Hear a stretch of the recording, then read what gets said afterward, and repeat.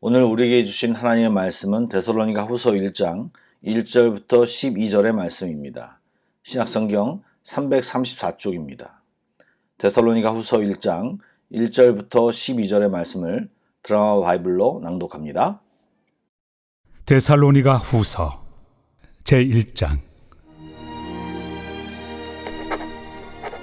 바울과 실와노와 디모데는 하나님 우리 아버지와 주 예수 그리스도 안에 있는 데살로니가인의 교회에 편지하노니, 하나님 아버지와 주 예수 그리스도로부터 은혜와 평강이 너희에게 있을지어다. 형제들아, 우리가 너희를 위하여 항상 하나님께 감사할지니 이것이 당연함은 너희의 믿음이 더욱 자라고 너희가 다 각기 서로 사랑함이 풍성함이니, 그러므로 너희가 견디고 있는 모든 박해와 환난 중에서 너희 인내와 믿음으로 말미암아 하나님의 여러 교회에서 우리가 친히 자랑하노라. 이는 하나님의 공의로운 심판의 표요, 너희로 하여금 하나님의 나라에 합당한 자로 여김을 받게 하려 함이니, 그 나라를 위하여 너희가 또한 고난을 받느니라. 너희로 환난을 받게 하는 자들에게는 환난으로 갚으시고, 환난을 받는 너희에게는 우리와 함께 안식으로 갚으시는 것이 하나님의 공의시니, 주 예수께서 자기의 능력의 천사들과 함께 하늘로부터 불꽃 가운데 나타나실 때 하나님을 모르는 자들과 우리 주 예수의 복음에 복종하지 않는 자들에게 형벌을 내리시리니, 이런 자들은 주의 얼굴과 그의 힘의 영광을 떠나 영원한 멸망의 형벌을 받으리로다. 그날에 그가 강림하사 그의 성도들에게서 영광을 받으시고 모든 믿는 자들에게서 놀랍게 여김을 얻으시리니, 이는 우리의 증거가 너희에게 믿어졌습니다. 이러므로 우리도 항상 너희를 위하여 기도함은, 우리 하나님이 너희를 그 부르심에 합당한 자로 여기시고 모든 선을 기뻐함과 믿음의 역사를 능력으로 이루게 하시고, 우리 하나님과 주 예수 그리스도의 은혜대로 우리 주 예수의 이름이 너희 가운데서 영광을 받으시고 너희도 그 안에서 영광을 받게 하려 함이라.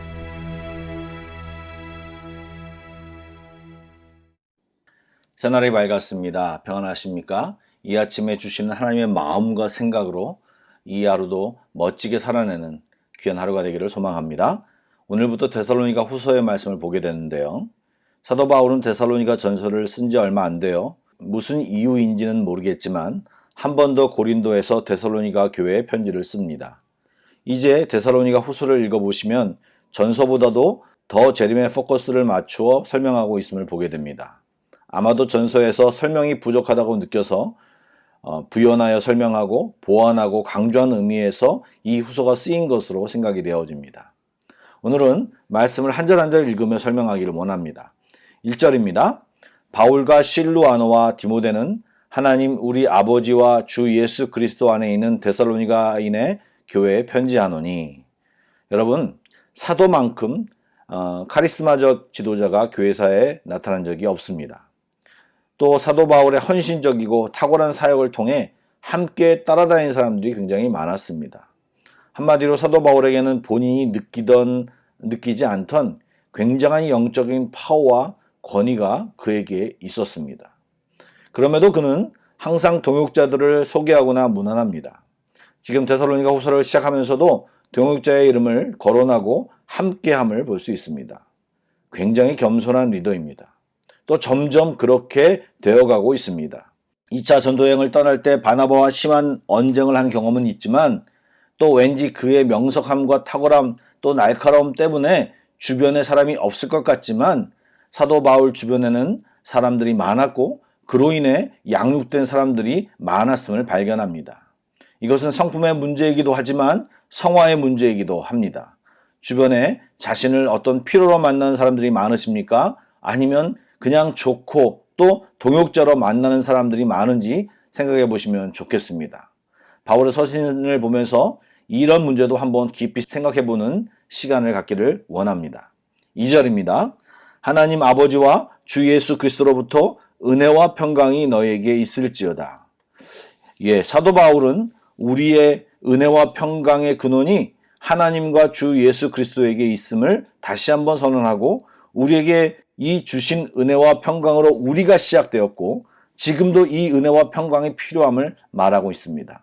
사랑하는 성도 여러분, 오늘도 주님으로부터 오는 이 은혜와 평강이 필요하십니까? 이 물음에 우리 모두 아멘이시기를 주의 이름으로 축복합니다. 아멘. 예. 3절 4절 말씀을 읽겠습니다. 형제들아, 우리가 너희를 위하여 항상 하나님께 감사할지니 이것이 당연함은 너희의 믿음이 더욱 자라고 너희가 다 각기 서로 사랑함이 풍성함이니 그러므로 너희가 견디고 있는 모든 박해와 환난 중에서 너희 인내와 믿음으로 말미암아 하나님의 여러 교회에서 우리가 친히 자랑하노라. 지금 바울은 데살로니가 성도들에게 감사함을 주문하고 또 자신도 자랑하는 것이 바로 데살로니가 성도들의 믿음이 자라고 서로 사랑함이 풍성할 뿐만 아니라 박해와 환난 중에도 인내와 믿음을 가지고 잘 견디고 있기 때문이라고 이야기합니다. 이런 말씀을 읽을 때마다 좀 느끼는 것은 우리가 요즘 일반적으로 드리는 감사가 무엇인가 한번 생각해 보십시오. 그것은 우리가 어떤 것을 이루거나 무엇을 가지게 되거나 할 때 감사하는 것이 많이 있습니다. 그리고 그런 것들은 굉장히 개인적인 것들이 많습니다. 그런데 지금 데살로니가 성도들의 감사 거리는요, 진짜 환난과 박해 가운데서 정말 믿음으로 잘 견디고 서로 사랑하는 내용이요, 또 그 내용들이 공동체 간의 내용들임을 느끼며 조금 다르다는 것을 우리가 느끼게 됩니다. 조금은 우리의 감사와 신앙의 방향이 나를 넘어 우리, 가정을 넘어 주 안의 형제자매로, 교회로, 공동체로 확대되고 나아가는 것이 필요한 것 같습니다. 5절 말씀입니다.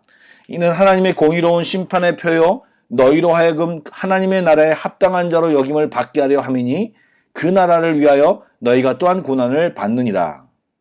바울은 그들이 이유 없이 고난당하고 있다고 하지 않고 하나님께 성도들의 어려움을 없애달라고 하지도 않습니다. 오히려 고난의 궁극적인 목적을 설명합니다. 즉 성도들로 하여금 하나님 나라에 합당한 자로 여김을 받게 하려 함이다. 즉 고난이 진짜 그리스도임을 증명한다. 신앙을 제대로 살게 한다. 환난을 통해 인내를 만들고 결국 하나님의 백성으로 알맞는 거룩함을 갖추게 한다라는 의미로 말하고 있습니다. 즉 고난의 목적을 설명하고 있는 것입니다. 사실 이런 고백을 하기는 쉽지 않습니다. 이런 고백은 고난 안에서 하나님을 만나고 하나님 마음을 알고 그 마음에 동의해야 할 수 있는 말들입니다. 지난 주일 다니엘 기도회에서 오이나 씨가 간증도 했었지만 자폐아인 아들을 키운 엄마, 드러내는 연예인이면서 그런 자폐아를 키우는 것이 정말 쉽지 않을 텐데 그 안에서 하나님의 뜻을 찾으려고 있고 그 안에서 계속 기도하려는 그녀의 간증을 들으며 그래, 저것을 알고 저렇게 살아야 한다라는 생각을 했습니다. 그녀가 살면서 어떻게 변할지는 모르겠지만 현재 그녀는 제대로 살고 있다라는 생각을 했습니다. 여러분들은 어떻게 살고 계십니까? 여러분의 삶을 주님과 함께 해석하고 살고 계십니까? 아니면 그냥 살고 계십니까? 여러분 WWJD 운동을 아십니까? What would Jesus do? 예수라면 어떻게 하실까? 이런 운동인데요. 힘드시거나 선택하기 어려울 때 한 번쯤 예수님이라면 어떻게 하실까 고민하고 결정하시고 삶을 살아간다면 굉장히 의미 있는 삶을 살지 않을까 생각이 되어집니다. 6절부터 10절의 말씀입니다. 너희로 환난을 받게 하는 자들에게는 환난으로 갚으시고 환난을 받는 너희에게는 우리와 함께 안식으로 갚으시는 것이 하나님의 공이시니 주 예수께서 자기의 능력의 천사들과 함께 하늘로부터 불꽃 가운데 나타나실 때 하나님을 모르는 자들과 우리 주 예수의 복음에 복종하지 않는 자들에게 형벌을 내리시리니 이런 자들은 주의 얼굴과 그의 힘의 영광을 떠나 영원한 멸망의 형벌을 받으리로다. 그날에 그가 강림하사 그의 성도들에게서 영광을 받으시고 모든 믿는 자들에게서 놀랍게 여김을 얻으시리니 이는 우리의 증거가 너희에게 믿어졌음이라. 아멘. 바울은 주께서 재림하실 날에 있을 마지막 심판을 설명합니다. 즉 마지막 날 주님께서 재림하실 때 심판자로 오셔서 어떤 이들에게는 환난으로 갚으시고 영원한 멸망의 형벌을 내리시며 성도들에게는 진정한 안식을 얻도록 해주심을 선언합니다. 이것은 하나님의 공의를 말씀하고 있는 것입니다. 주님이 우리를 지켜보시고 주님이 우리와 함께 계심을 설명하고 있는 것입니다. 어려워도 우리의 믿음의 삶은 영혼을 책임지는 가치가 분명히 있음을 잊지 말아야 할 것입니다. 이제 11절과 12절 그런 믿음으로 사는 데살로니가 성도들을 위해 사도 바울이 짧은 기도의 내용을 소개합니다.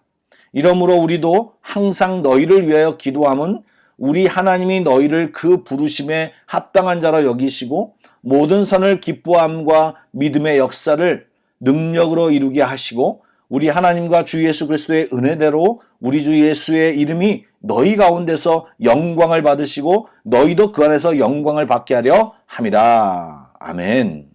예, 지금 데살로니가 성도의 삶, 즉 박해와 환난 가운데서 인내와 믿음으로 사랑을 감당하는 그들의 삶이 궁극적으로 주 예수 그리스도께 영광이 되고 하나님의 공의로운 심판의 증거가 됨을 명확히 설명하고 있습니다. 사랑하는 성도 여러분, 우리는 주 안에서 살아가야 합니다. 우리는 데살로니가 성도들이 받는 환난과 핍박을 실제로 받지 않지만 동일하게 세상을 거스르는 삶을 살아야 합니다. 그것이 사실은 쉽지 않습니다. 현재는 그리스도인의 삶 자체가 고역이고 쉽지 않습니다. 왜요? 이런 것들이 세상을 거스르는 삶이기 때문입니다. 그러나 그 삶은 주님이 함께 하시고 주님이 인정하시는 삶입니다. 또 은혜와 평강이 넘치는 삶입니다. 이런 놀라운 은혜를 주시는 하나님께 감사하며 오늘도 멋지게 성도로 이 하루를 살아내는 여러분이 되시기를 주의 이름으로 축복합니다. 기도하시겠습니다. 사랑의 하나님, 우리와 함께 하심을 감사드립니다. 부족하고 실수 많은 저희들이지만 말씀처럼 강물을 거슬러 올라가는 연어들처럼 세상이 요구하고 바라는 대로 살지 않고 하나님을 바라보며 살아가는 우리 모두가 되게 하여 주옵소서. 오늘도 주의 은혜로 살게 하옵소서. 이 하루에 주님의 평강이 넘치는 그런 하루를 살기를 원합니다. 감사의 언어, 축복의 언어, 우리 안에 가득하기를 원합니다. 우리를 붙들고 있는 현실의 문제들은 주님께 다 내어놓고 주님이 주시는 은혜와 평강이 가득 찬 이 하루가 되게 하여 주옵소서. 예수님의 이름으로 기도드립니다. 아멘. 계속해서 Pray Together 1, 2, 3 기도 제목으로 기도하신 뒤에 개인 기도 제목으로 나아가겠습니다.